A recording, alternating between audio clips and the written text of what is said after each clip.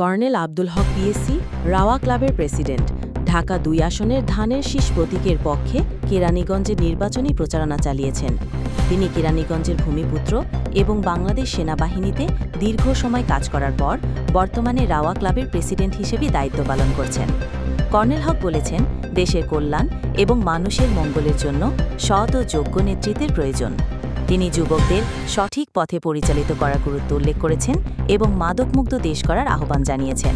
তিনি আরও বলেছেন যে অন্যায়কে প্রতিহত করতে এবং যোগ্য নেতা নির্বাচনের ক্ষমতা জনগণের হাতেই।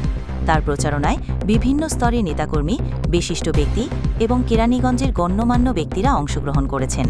কর্নেল হক কেরানীগঞ্জবাসীর কাছে দোয়া চেয়েছেন।